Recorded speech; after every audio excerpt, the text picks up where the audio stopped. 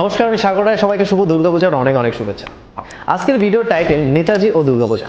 আমি জানি এই টাইটেলটা দেখে অনেকে মনে মনে ভাবছেন যে নেতাজি আবার কবেই পুজো বা ধর্ম এইসব নিয়ে মাতামাতি করেছে। তাছাড়া সেকুলারিজমের যুগে যেখানে সবাই নিজেকে ঢাকঢোল পিটিয়ে সেকুলার প্রমাণ করার জন্য ব্যস্ত, সেখানে হঠাৎ করে নেতাজিকে হিন্দু বানানোর চেষ্টা কেন চালানো হচ্ছে? একেতে তো স্বামী বিবেকানন্দ কমিউনিস্টদের গলায় আটকে আছে, কারণ মানুষের মধ্যে স্বামীজির যে জনপ্রিয়তা, সেই জনপ্রিয়তাকে দেখে কমিউনিস্টরা স্বামীজিকে উগড়ে তো ফেলতে পারছে না, কিন্তু ধর্ম নিয়ে স্বামীজির যে বাড়াবাড়ি, সেটার জন্য কিন্তু কমিউনিস্টরা স্বামীজিকে গ্রহণও করতে পারছে না, অর্থাৎ গিলে হজমও করতে পারছে না। ঠিক যেমন কুকুরের পেটে ঘি হজম হয় না, সেদিক থেকে কিন্তু নেতাজি সুভাষচন্দ্র বোস অনেক বেশি নিরাপদ। তার জন্য বর্তমানে কমিউনিস্টরা নেতাজি সুভাষচন্দ্র বোসকে গ্রহণ করার, অর্থাৎ গিলে হজম করার একটা চেষ্টা চালাচ্ছে। যদি এই কমিউনিস্টরা একটা সময় নেতাজিকে নিয়ে অনেক কুরুচিকর মন্তব্য এবং অনেক রকম ব্যঙ্গাত্মক চিত্র প্রকাশ করেছে এবং অনেক রকম ষড়যন্ত্র করেছে, কিন্তু তবুও বর্তমানে নেতাজিকে সেকুলারিজমের একটা মহান প্রতিমূর্তির মতো করে প্রমাণ করতে তো কোনো সমস্যা নেই। এটা কমিউনিস্টদের ধারণা। আর এই ধারণা থেকে যেই কমিউনিস্টরা নেতাজিকে একটা সময় তোজোর কুকুর বলে গালাগাল করেছিল এবং কমিউনিস্টদের যে মাউথ পিস পিপলস আর ম্যাগাজিনে বিভিন্ন রকম ব্যঙ্গাত্মক চিত্র নেতাজিকে নিয়ে প্রকাশ করেছিল, সেই কমিউনিস্টরাই আজকে নেতাজির জন্মদিন উদযাপন করছে। তো তাদের উদ্দেশ্যে আমি একটা কথাই বলবো যে দেখুন, নেতাজিকে সেকুলার হিসেবে প্রমাণ করতে গেলে কিছু সমস্যা তো আছে, আর সেই সমস্যাটা হলো শ্রী সুভাষচন্দ্র বসুর সমগ্র রচনাবলী। এই বইটাতে নেতাজির এমন সব কথা, এমন সব লেখা এবং এমন সব চিঠি আছে যেটা সেকুলারিজমের জন্য কিন্তু একদমই সুবিধাজনক নয়। আজকে এই ভিডিওতে এই বইটা থেকে নেতাজি সুভাষচন্দ্র বসুর একটা চিঠি আমি আপনাদের পড়ে শোনাবো, এবং এই চিঠিটা মনোযোগ দিয়ে শুনলে আশা করি নেতাজি সম্পর্কে একটা নতুন ধারণা আপনাদের সবার তৈরি হবে। এই চিঠিটা বার্মার ইংরেজ চিফ সেক্রেটারির উদ্দেশ্যে 1926-এর 16ই ফেব্রুয়ারি মালদার জেলে যখন নেতাজি বন্দী ছিল তখন লেখা হয়েছিল। তো চলুন আমরা চিঠিটা পড়া শুরু করছি। সবাইকে রিকোয়েস্ট করবো যে চিঠির লাইনগুলো, অর্থাৎ নেতাজি সুভাষচন্দ্র বসুর যে কথাগুলো, সেগুলো একটু মনোযোগ দিয়ে বোঝার চেষ্টা করবেন। প্রিয় মহাশয়, 1926 সালের 16ই জানুয়ারি এবং 2রা ফেব্রুয়ারি আমাদের দাবি দাবা সংক্রান্ত যে দুটি পত্র দিয়েছিলাম, সেগুলির কোনো সন্তোষজনক উত্তর পাইনি। এটি দুঃখজনক ঘটনা। গত বছরে দুর্গাপূজা সম্পর্কে যে প্রশ্ন উঠেছিল, সেটিরও কোনো সন্তোষজনক সমাধান হয়নি, অথচ ইতিমধ্যে 6 মাস অতিক্রান্ত হয়েছে। ধর্মীয় ব্যাপারে আমাদের দাবি না মেনে আপনার সরকার ভারতীয়দের ধর্ম প্রবণতা এবং তাদের অতীত ও বর্তমান ইতিহাস সম্পর্কে দুঃখজনক অজ্ঞতা প্রদর্শন করেছে। আমরা যারা প্রাচ্য দেশীয়, আমাদের কাছে ধর্ম নিছক সামাজিক সম্মিলন, বুদ্ধিবিলাস বা ছুটির দিনের উৎসব না, এটি সপ্রাণ। ধর্ম আমাদের দৈনিক ও সামাজিক জীবনের সঙ্গে ওতপ্রোতভাবে যুক্ত। ধর্ম আমাদের সমগ্র জাতীয় এবং ব্যক্তি সত্তায় পরিব্যাপ্ত। এই লাইনটা খেয়াল করুন, ধর্ম আমাদের সমগ্র জাতীয় এবং ব্যক্তি সত্তায় পরিব্যাপ্ত। অর্থাৎ নেতাজি এখানে বলতে চাইছে যে ধর্ম আমাদের ব্যক্তি সত্তা থেকে শুরু করে জাতীয় সত্তা, প্রত্যেকটা বিষয়ের মধ্যে ধর্ম থাকা উচিত, সেটা জাতীয় রাজনীতি হোক বা জাতীয় শিক্ষা ব্যবস্থা। কিন্তু বর্তমানে দেখুন, আমাদের শিক্ষা ব্যবস্থাতে কিন্তু ধর্মের চিহ্ন পর্যন্ত নেই। একটা বিষয় ধর্ম থাকা ভালো না না থাকা ভালো। দেখুন, একটা চিকিৎসক যদি নিজের পেশাটাকে শুধুমাত্র একটা টাকা রোজগারের পথ ভেবে নেয়, সেটা আমাদের সমাজের জন্য ভালো, নাকি নিজের পেশাটাকে যদি উনি ধর্ম ভেবে নেয় তাহলে ভালো? তার প্রত্যেকটা বিষয় ধর্ম থাকা অত্যন্ত জরুরি। এটা নেতাজি সুভাষচন্দ্র বসু উপলব্ধি করেছিল এবং সেই উপলব্ধি থেকেই কিন্তু নেতাজি এই কথাটা লিখেছিল। কিন্তু আজকে আমাদের দেশের পরিস্থিতি দেখুন, সকলই ধর্ম বিবর্জিত হয়ে, কোথাও ধর্ম নেই, ধর্ম নিয়ে কোনো কথা বলা যাবে না। এবং হিন্দুরা তো প্রত্যেকে নিজেদের ধর্ম নিরপেক্ষ প্রমাণ করার জন্য ব্যস্ত। এর মধ্যে থেকে কেউ যদি ধর্ম নিয়ে কথা বলেও থাকে, তাকেও কিন্তু সাম্প্রদায়িক এবং কমিউনাল বলে গালাগালি করা হয়। তো সেই দিক দিয়ে বলতে গেলে নেতাজিও কিন্তু কমিউনাল ছিল, অর্থাৎ সাম্প্রদায়িক ছিল, কারণ ধর্ম নিয়ে কথা নেতাজিও বলতেন। আর যদি কমিউনিস্টদের কথা শোনেন, তাহলে ধর্ম বর্জন করুন, কারণ ধর্ম হচ্ছে আফিংয়ের নেশা। Communism begins where atheism begins, অর্থাৎ ধর্মের বিশ্বাস বা ঈশ্বরের বিশ্বাস যেখানে শেষ হয়, সেখান থেকে কমিউনিজমের সূচনা হয়। এটা আমার উক্তি নয়, এটা হচ্ছে কমিউনিজমের যে জনক কার্ল মার্ক্সের উক্তি। তবে আমার মনে হয় ধর্ম সম্পর্কে কমিউনিজমের এই যে মতবাদ, এটা সবার জন্য নয়। তার কারণ যেই কমিউনিস্টরা আইন করে ভারতের শিক্ষা ব্যবস্থা থেকে গীতা, রামায়ণ, মহাভারতকে দূরে সরিয়েছিল, সেই কমিউনিস্টদের শাসনকালে পশ্চিমবঙ্গ ভারতবর্ষের একমাত্র রাজ্য হয়েছিল যেখানে এই মাদ্রাসা এডুকেশন মিনিস্ট্রির প্রয়োজন হয়েছিল। অর্থাৎ পশ্চিমবঙ্গে বাম শাসনকালে মাদ্রাসা শিক্ষার এত বিস্তার হয়েছিল যে বিভাগটা এত বড় হয়ে গেছিল যে এটার জন্য একটা আলাদা মিনিস্ট্রির প্রয়োজন হয়েছিল।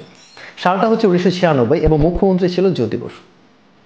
তাছাড়া শিবরাত্রির সময় একদল কমিউনিস্ট বুদ্ধিজীবী দেখবেন সক্রিয় হয়ে উঠবে এবং বলা শুরু করবে যে শিবলিঙ্গে যে দুধ ঢালা হচ্ছে সেটা টাকার অপচয়, এবং ধর্মের জন্য নাকি টাকার অপচয় করা উচিত নয়। কিন্তু এই কমিউনিস্টদের শাসনকালে 1986 সালে যখন ভ্যাটিকান সিটি থেকে পোপ জন পল ভারত ভ্রমণে এসেছিল, তখন কলকাতাতে এই কমিউনিস্ট সরকার পোপ জন পলকে সম্বর্ধনা জানানোর জন্য খরচ করেছিল 9 লক্ষ সরকারি টাকা। তাছাড়া ভারতের জাতীয় রাজনীতিতেও এই কমিউনিস্ট ভাবধারার এতটা প্রভাব যে দক্ষিণ ভারতের প্রায় প্রত্যেকটা মন্দির কিন্তু আয়করের আওতায় আছে। কিন্তু মুসলিম ওয়াকফ বোর্ড বা খ্রিস্টান চার্চগুলোর দিকে কিন্তু সরকার চোখ তুলেও তাকায়নি। বড় মুসলিম ভাইদের হজ যাত্রার জন্য কোটি কোটি টাকা কেন্দ্রীয় সরকার থেকে সাবসিডি দেওয়া হতো, কিন্তু হিন্দু তীর্থযাত্রীদের কাছ থেকে ট্যাক্স নেওয়া হতো। এবং পশ্চিমবঙ্গ গঙ্গাসাগর মেলাতে যে তীর্থযাত্রীরা যেত, তাদের কাছ থেকে মাথা পিছু 10 টাকা করে ট্যাক্স নেওয়া হতো। চলুন আমরা আবার চিঠিতে ফিরে যাচ্ছি। ভালো মন্দ যাই হোক না কেন, আমরা জাগতিক বস্তুর তুলনায় আধ্যাত্মিক বিষয়ের দিকেই বেশি নজর দিই। এর ভিত্তিতে আমাদের সামাজিক ও নৈতিক মূল্যবোধ গড়ে উঠেছে। দুর্ভাগ্যক্রমে আমরা প্রজার জাত এবং বহু দিক থেকেই আমরা হয়তো কৃতদাসের মতো। কিন্তু ব্রিটিশ শক্তিকে ভারতের প্রিয় মূল্যবোধগুলির প্রতি সম্মান জানাতে হবে।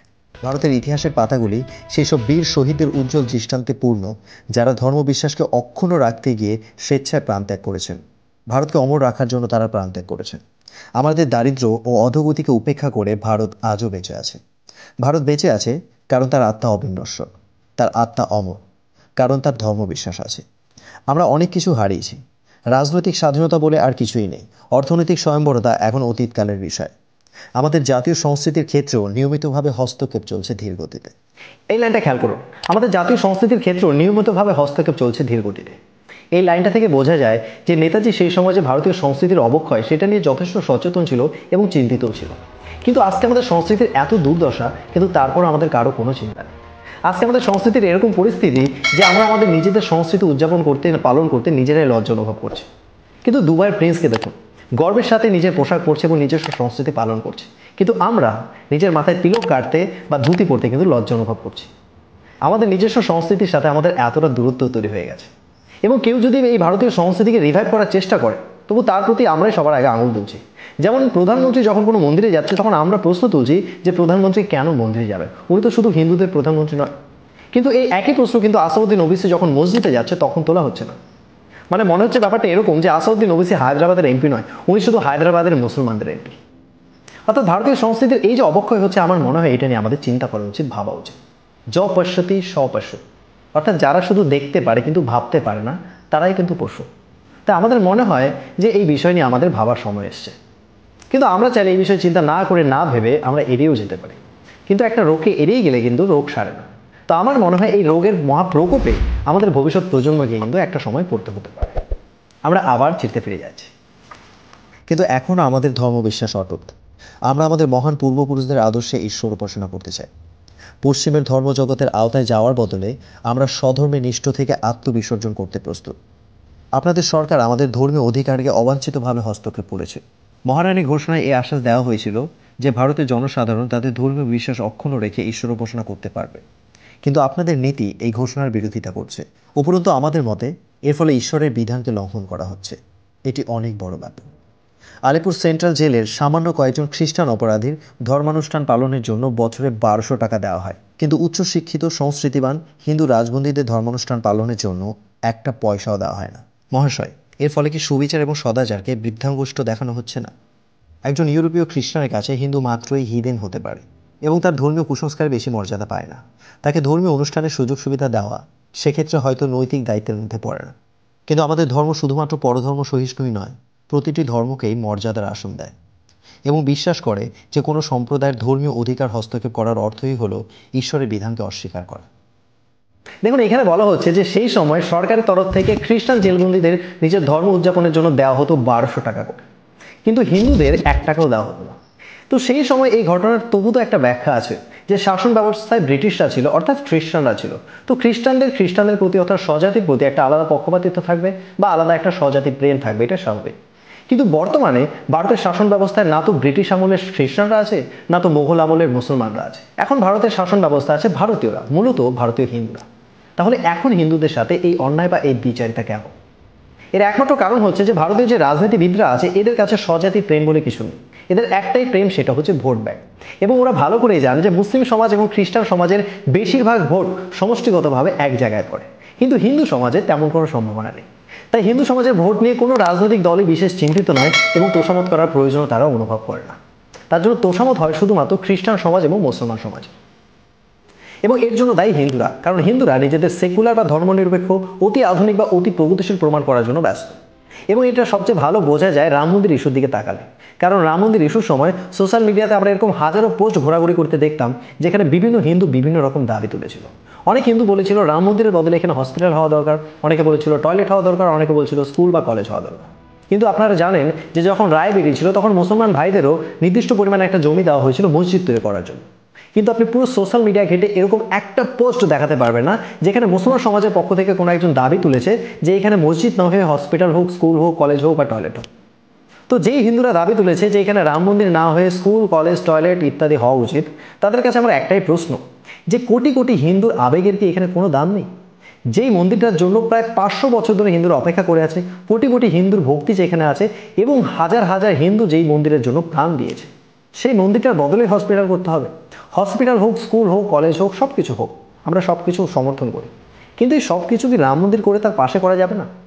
রাম মন্দির বাদ দিয়ে সেখানটাতে স্কুল করতে হবে, সেখানটাতে কলেজ করতে হবে, এর কি যুক্তি আছে ওই জায়গায়? আর সবচেয়ে বড় কথা, স্বাধীনতার 75 বছর পরেও যে কোটি কোটি ভারতীয় হিন্দুর আবেগের কোনো গুরুত্ব না দিয়ে রাম মন্দিরের বদলে যদি সেখানটাতে হসপিটাল তৈরি করতে হয়, তাহলে 75 বছর ধরে আমরা কি করেছি?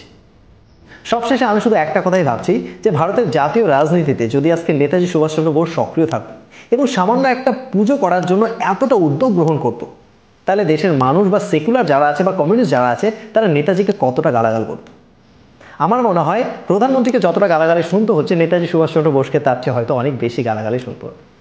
তো যাই হোক, আজকের ভিডিওতে এই পর্যন্তই। আশা করি ভিডিওটা থেকে নেতাজি সুভাষচন্দ্র বোস সম্পর্কে অনেকে নতুন কিছু জানতে পেরেছেন। সামনে নেতাজি সুভাষচন্দ্র বোসের উপরে আরও অনেক ভিডিও নিয়ে আপনাদের সামনে হাজির হব। ততক্ষণ পর্যন্ত ভালো থাকবেন। ভিডিওটা ভালো লেগে থাকলে লাইক করবেন, শেয়ার করবেন, আর নতুন হয়ে থাকলে চ্যানেলটা অবশ্যই সাবস্ক্রাইব করে পাশে থাকবেন। জয় হিন্দ, বন্দে মাতরম।